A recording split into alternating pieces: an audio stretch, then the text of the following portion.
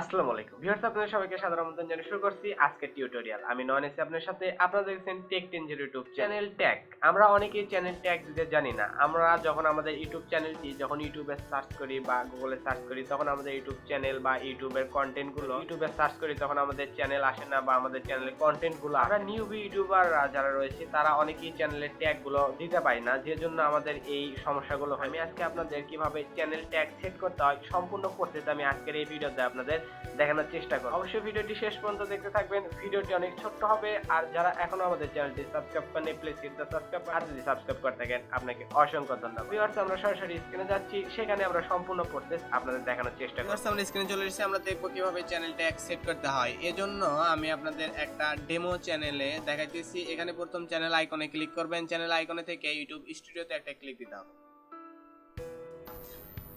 Studio থেকে এখানে দেখতে পাবেন সেটিং অপশনে ক্লিক দেবেন, চ্যানেল অপশনে ক্লিক দেবেন। ক্লিক দেওয়ার পর দেখতে পাবেন এখানে কিওয়ার্ড, অর্থাৎ এখানে অনেকগুলো কিওয়ার্ড দেওয়া রয়েছে। আপনাদের প্রথম অবস্থায় এরকম থাকবে না, প্রথম অবস্থায় একদম ব্ল্যাঙ্ক থাকবে, অর্থাৎ এরকম থাকবে।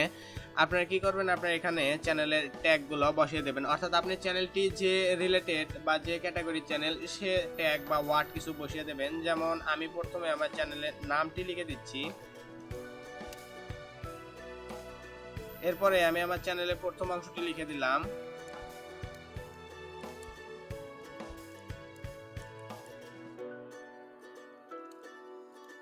এরকম করে আপনারা আপনাদের চ্যানেলের ট্যাগ গুলো দেওয়ার পরে সেভ অপশনে ক্লিক দিবেন।